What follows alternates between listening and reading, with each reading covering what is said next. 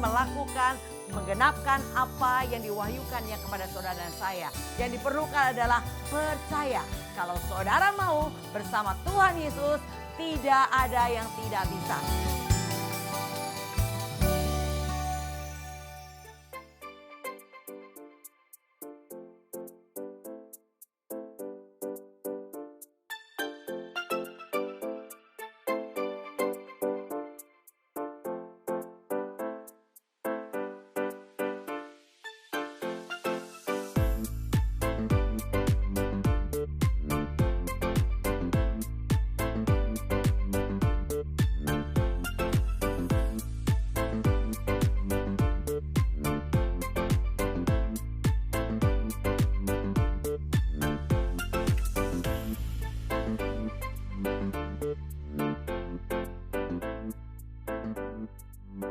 Shalom sahabat penerobos, salam jumpa kembali bersama Generasi Penerobos. Pada saat ini kita akan membicarakan satu tema, yaitu ketekunan. Ya, mari saudara, sebelum kita mendengarkan, kita akan bersatu dalam doa.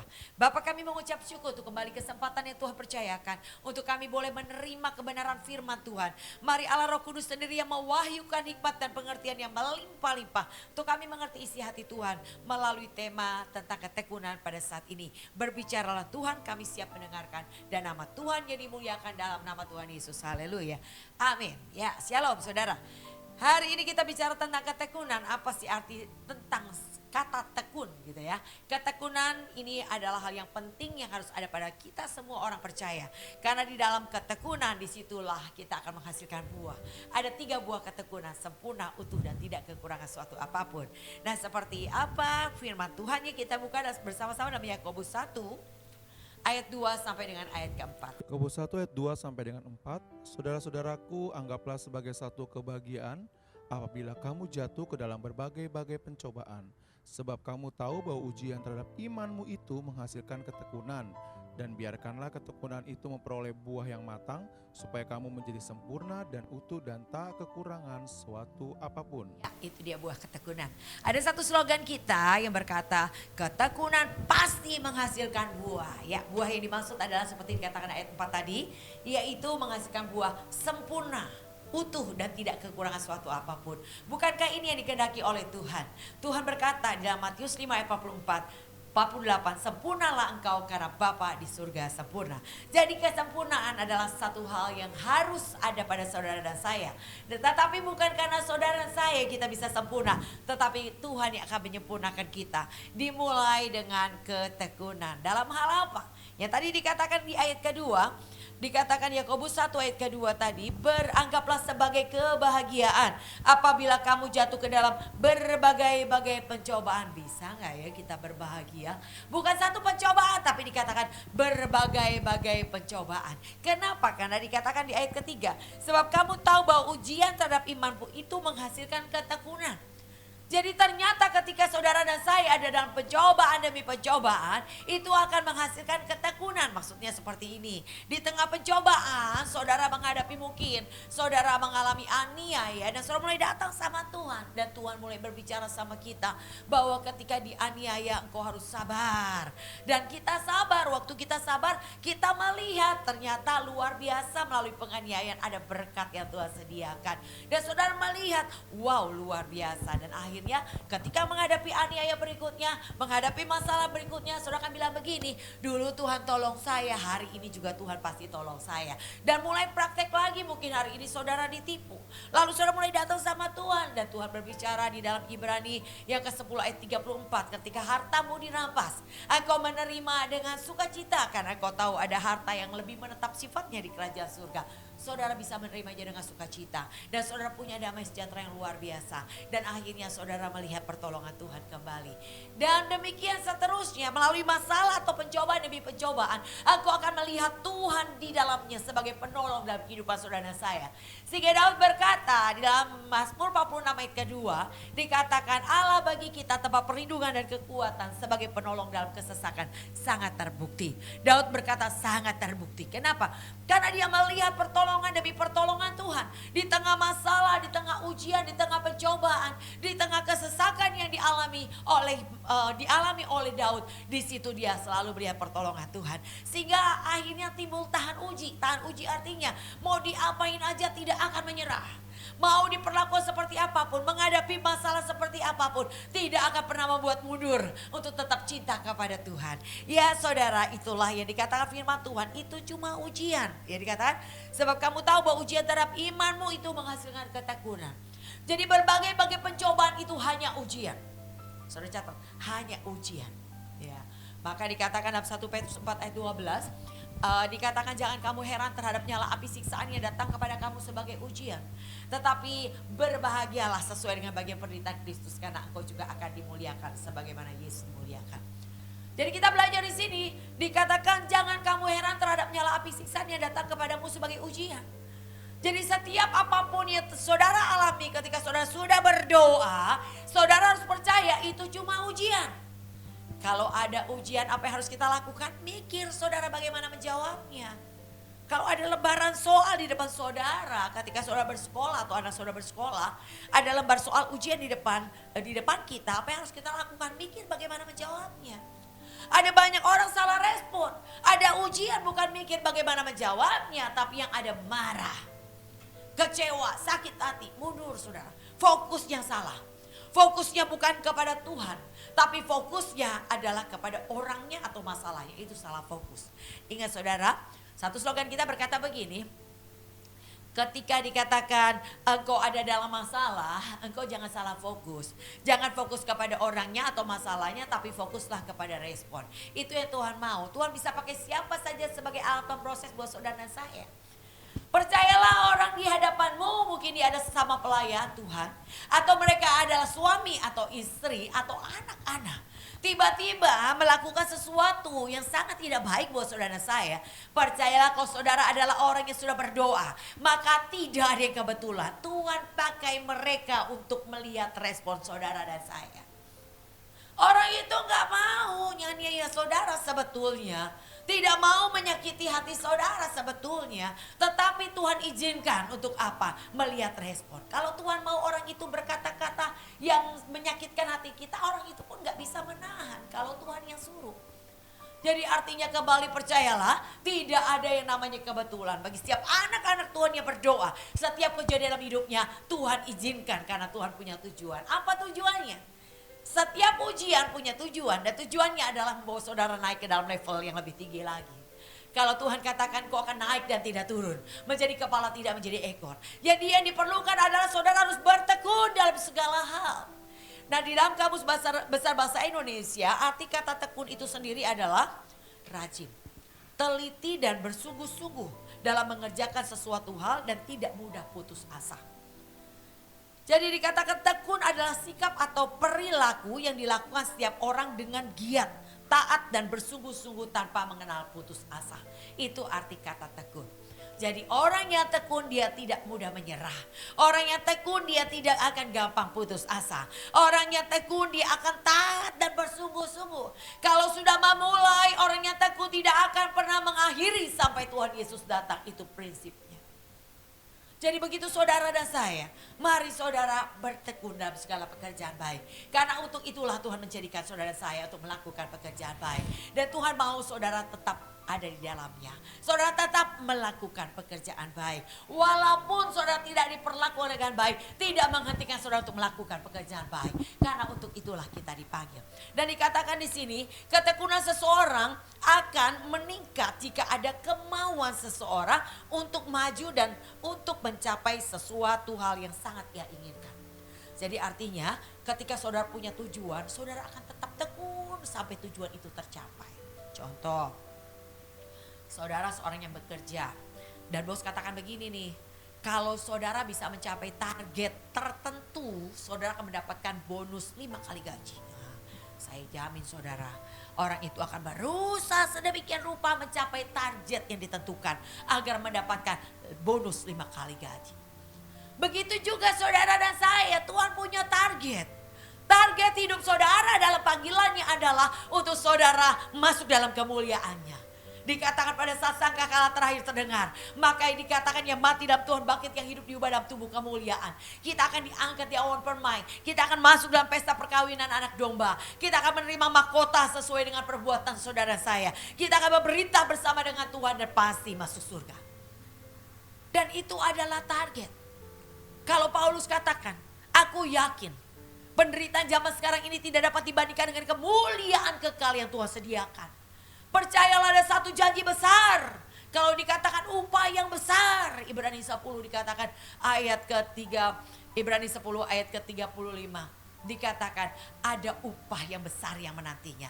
Kau hanya perlu sedikit waktu lagi. Setelah engkau melakukan kehendak Allah, kau akan memperoleh apa yang dijanjikan itu.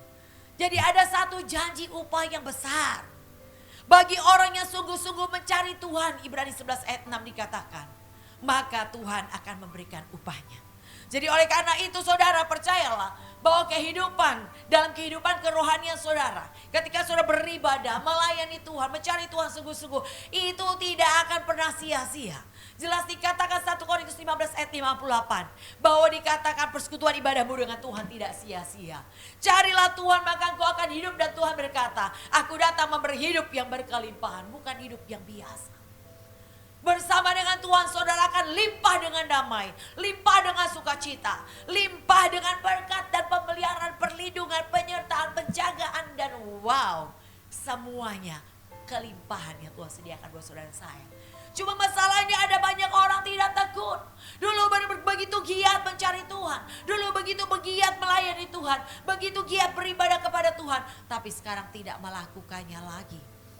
Coba kita buka di dalam Galatia 5 ayat ke-7 sampai dengan 9. Dahulu kamu berlomba dengan baik, siapakah yang menghalang-halangi kamu, sehingga kamu tidak menuruti kebenaran lagi? Ajakan untuk tidak menurutinya lagi bukan datang dari Dia yang memanggil kamu. Sedikit lagi sudah mengkamirkan seluruh adonan. Iya. Sedikit lagi sudah mengkamirkan seluruh adonan. Artinya apa? Cuma masalah yang kecil. Coba saudara pikirkan apa yang membuat saudara mundur.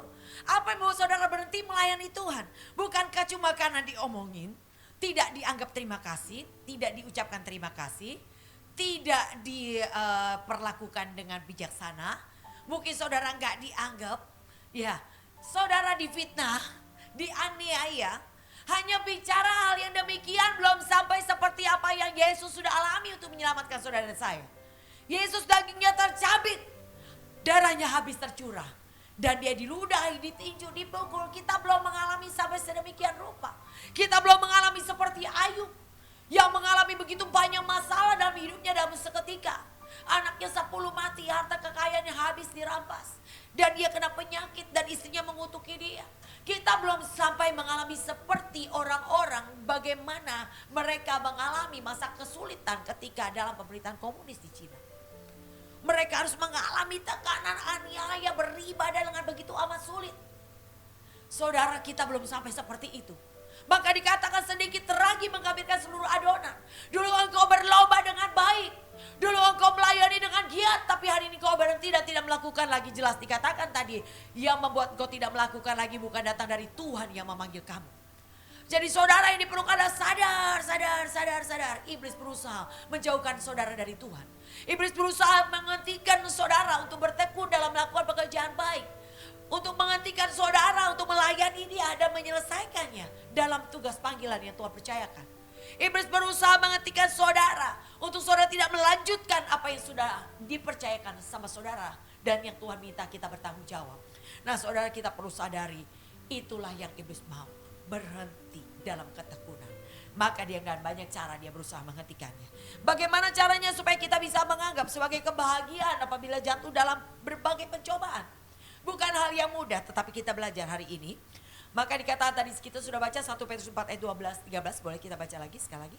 Saudara-saudara yang kekasih, janganlah kamu heran akan nyala api siksaan yang datang kepadamu sebagai ujian, seolah-olah ada sesuatu yang luar biasa terjadi atas kamu. Sebaliknya, bersukacitalah sesuai dengan bagian yang kamu dapat dalam penderitaan Kristus, supaya kamu juga bergembira dan bersukacita pada waktu Ia menyatakan kemuliaannya. Pertama yang harus saudara lakukan adalah anggaplah setiap masalah, ujian, pencobaan yang ada itu hanya ujian. Dan ujian itu baik buat saudara dan saya. Supaya kita bisa naik lebih tinggi lagi ke dalam level iman yang lebih tinggi lagi. Dipercaya lebih lagi sama Tuhan, saudara. Jadi oleh karena itu, bagaimana kita bisa dikatakan berbahagia ketika jatuh dalam berbagai pencobaan. Anggaplah itu sebagai ujian. Ya. Dan fungsi dari ujian yaitu tadi pertama, mengetahui daya tangkap seseorang dalam menerima pelajaran yang diterima. Tuhan mau lihat. Mazmur 53 ayat 3 dikatakan, Allah memandang ke bawah dari surga kepada anak-anak manusia untuk melihat apakah ada yang berakal budi dan yang mencari Allah. ya, Tuhan memandang dari surga ketika ada masalah, ketika ada pencobaan yang datang pada saudara saya. Sebetulnya Tuhan dari surga memandang melihat kepada saudara saya. Apakah engkau orang yang bijaksana? Apakah engkau orang yang beriman? Itu akan kelihatan dengan respon-responmu. Satu slogan kita, respon saya menelanjangi saya di hadapan Tuhan dan orang banyak. Orang akan lihat seberapa levelmu, seberapa imanmu, seberapa dewasamu ketika engkau ada di tengah pencobaan, di tengah masalah. Respon kita yang akan menentukan level ketinggian iman saudara dan saya. Jadi ingat bahwa fungsi dari ujian harus saudara mengerti, yaitu untuk melihat daya tangkap seseorang dalam menerima pelajaran yang diterima. Saudara sudah dengar banyak firman, ketika doa pagi saudara ikuti ibadah wanita, ibadah pria, saudara mengikuti banyak ibadah-ibadah seminar dan segala sesuatu hal yang rohani. Dan Tuhan mau lihat bukan hanya engkau mengerti teori, berapa banyak kali kau membaca Alkitab, tapi yang Tuhan lihat adalah seberapa engkau bisa mempraktekkan apa yang engkau terima dari setiap teori yang kau dapat. Jadi Tuhan mau tahu ya saudara, seberapa level iman saudara melalui pencobaan-pencobaan yang ada. Hendaklah kita berpikir demikian bahwa tujuan adalah ujian adalah mengetahui level iman atau kedewasaan rohani seseorang. Yesaya 47 berkata, ada tongkat pengukurnya akan mengukur saudara dan saya. Ketika berjalan diukur ternyata baru semata kaki airnya. Dan saudara berjalan lagi 1000 hasta diukur lagi ternyata sudah selutut ya. Dan saudara berjalan lagi 1000 hasta diukur lagi. Ternyata sudah sepinggang. Sedemikian sampai engkau berenang ya. Jadi artinya ada alat pengukur. Ketika engkau mengikut Tuhan, engkau akan diukur. Sekian lama kau ikut Tuhan, Tuhan izinkan proses ujian di depanmu. Masalah ada di hadapanmu, pencobaan ada di depanmu. Di situ Tuhan mau lihat, sudah seberapa level imanmu. Apa kau bertumbuh di dalam pengenalan akan Tuhan atau ternyata masih sama. Yang suka marah tetap marah, yang suka bersungut-sungut tetap bersungut-sungut, yang cepat ngambek tetap cepat ngambek saudara. Itu akan kelihatan seberapa level imanmu ketika engkau berjalan bersama dengan Tuhan. Jadi ingat, ujian tujuannya untuk mengetahui daya tangkap seseorang dan menerima pelajaran yang diterima, mengetahui level iman atau kedewasaan rohani seseorang, dan yang ketiga, fungsi ujian adalah kesempatan untuk naik level yang lebih tinggi lagi sampai level tertinggi yaitu sempurna. Dikatakan Matius 5 ayat 48. Matius pasal 5 ayat 48, karena itu haruslah kamu sempurna, sama seperti Bapamu yang di surga adalah sempurna. Level tertinggi adalah sempurna. Ya. Jadi Tuhan mau saudara sampai ke level sempurna.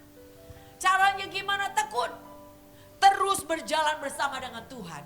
Dan kau tidak perlu takut ketika kau berjalan bersama dengan Tuhan. Tuhan berkata di dalam Yesaya 43 ayat kedua. Apabila engkau menyeberang melalui air, aku akan menyertai engkau, atau melalui sungai-sungai, engkau tidak akan dihanyutkan. Apabila engkau berjalan melalui api, engkau tidak akan dihanguskan, dan nyala api tidak akan membakar engkau. Janji Tuhan. Tuhan bilang bahwa ketika engkau melewati sungai, engkau tidak akan dihanyutkan. Ketika engkau melalui api, engkau tidak akan dihanguskan. Jadi itu adalah janji. Tetaplah berjalan bersama dengan Tuhan walaupun kau menghadapi ada begitu banyak pencobaan. Tetaplah bertekun di dalam Tuhan. Tetaplah bertahan ketika engkau melayani, tetap melayani. Jangan pernah ada yang undur. Dengar saudara, hari ini kalau saudara dan saya bisa melayani Tuhan, itu adalah kehormatan. Itu adalah panggilan tertinggi Tuhan dalam kehidupan kita di dunia ini. Ketika layak melayani Dia Raja segala raja.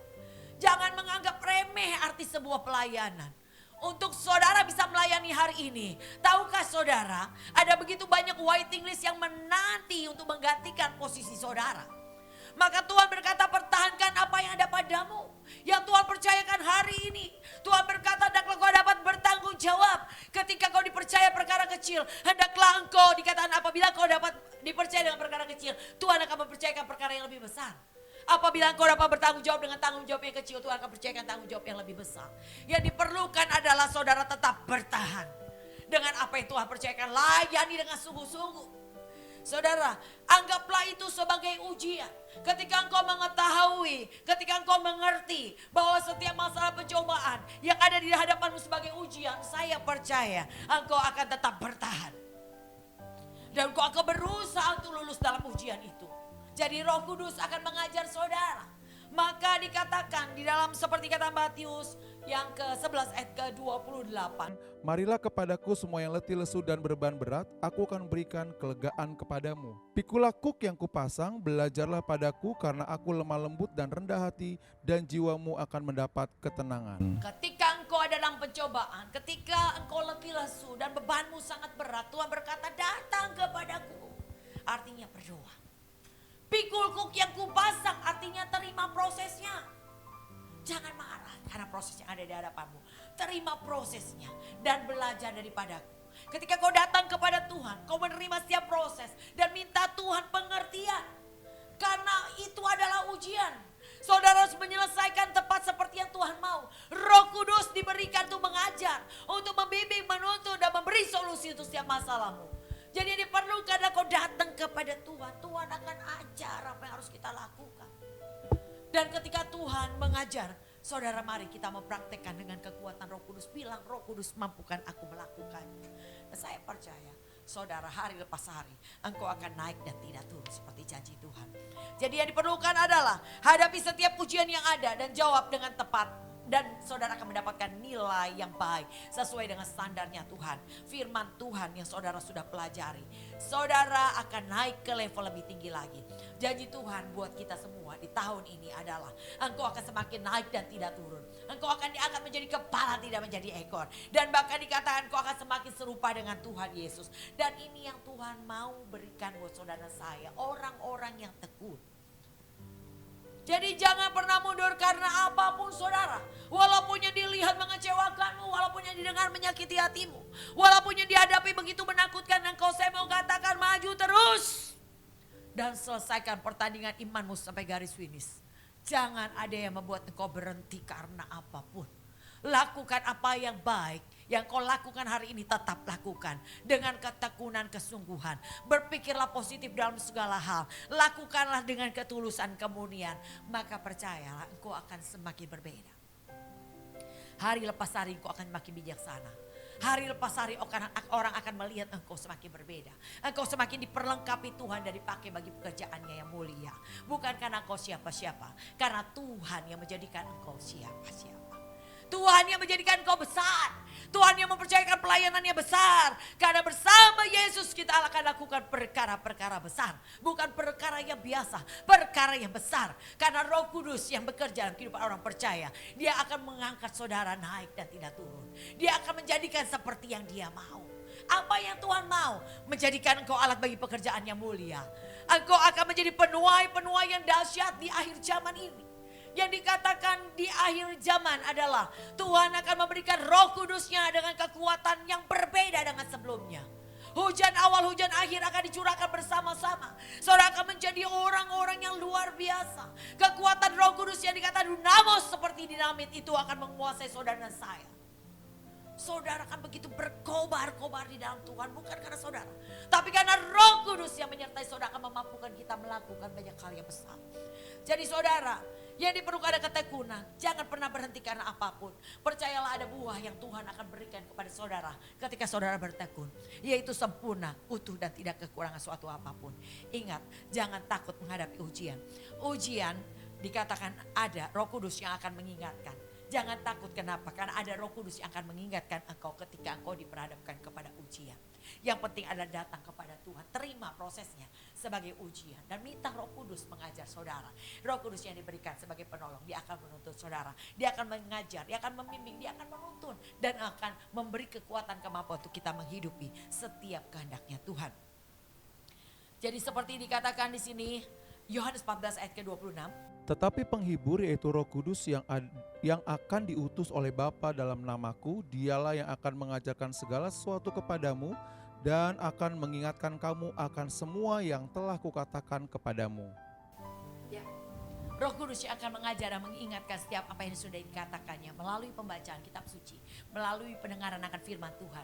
Roh Kudus akan kembali mengingatkan kepada saudara di tengah masalah yang saudara hadapi. Jadi jangan takut menghadapi ujian, karena ada Roh Kudus yang akan menolong saudara untuk menyelesaikan ujian. Yang penting adalah nurut-nurut aja saudara. Ya, jangan memberontak saudara, taat. Seperti Efesus 5 ayat 1 dikatakan, jadilah penurut-penurut Allah seperti anak-anak yang kekasih. Tuhan mau saudara adalah menjadi anak-anak yang nurut, taat. Tuhan katakan A, lakukan A. Tuhan katakan B, lakukan B. Mungkin kau belum bisa melakukan hari ini. Yang diperlukan adalah datang dan minta Roh Kudus mampukan saya. Yang penting adalah mau. Ketika engkau mau, maka dikatakan perintah-perintah Tuhan tidak menjadi berat. Ya, yang penting adalah saudara mau mempraktekannya. Ya saudara, apa yang membuat manusia banyak sekali tidak bisa menyelesaikan pertandingan imannya sampai garis finish atau tidak tekun?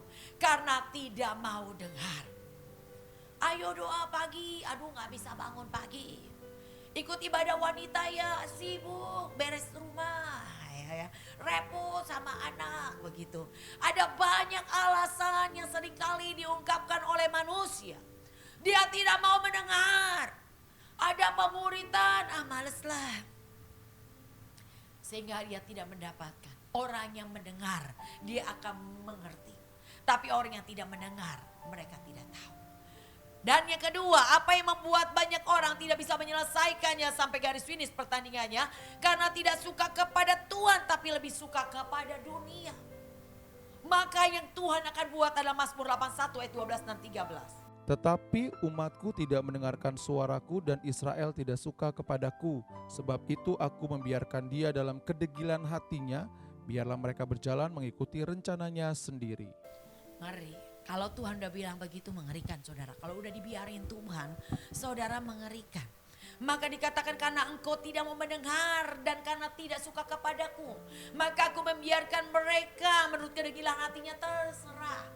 Mau melayani atau enggak terserah. Mau ibadah atau enggak terserah. Udah enggak ada yang ngingetin lagi saudara. Itu lebih mengerikan. Karena dikatakan Hosea 4 ayat 6. Di bawahnya dikatakan begini. Karena kau melupakan pengajaran Tuhan Allahmu, maka aku melupakan anak-anak. Anak-anak kita kalau dilupakan Tuhan mengerikan saudara. Mereka tidak akan menjadi seperti yang Tuhan rencanakan. Ya saudara, demikian diperlukanlah ketekunan. Orang yang tekun adalah orang yang sungguh-sungguh. Orang yang sungguh-sungguh adalah orang yang tetap bersama-sama. Dikatakan 1 Yohanes 2 ayat ke-19. Orang yang sungguh-sungguh dia akan tetap melakukan apa yang baik sudah dilakukan. Dia akan tetap melakukannya. Dia tetap mengerjakannya. Dia tidak akan pernah berhentikan apapun. Dia akan tetap terus bertekun di dalamnya. Maka Tuhan berjanji dia akan sempurna, utuh dan tidak kekurangan suatu apapun.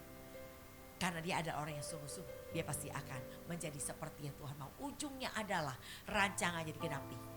Ya, saudara akan punya hari depan yang penuh harapan.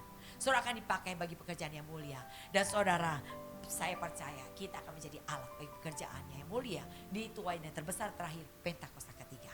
Ya, Tuhan Yesus memberkati saudara. Tetap semangat, saya akan berdoa buat saudara. Bapak, hamba berdoa saat ini bagi setiap sahabat penerobos.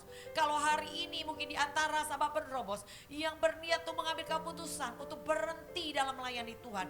Berhenti untuk melakukan pekerjaan baik.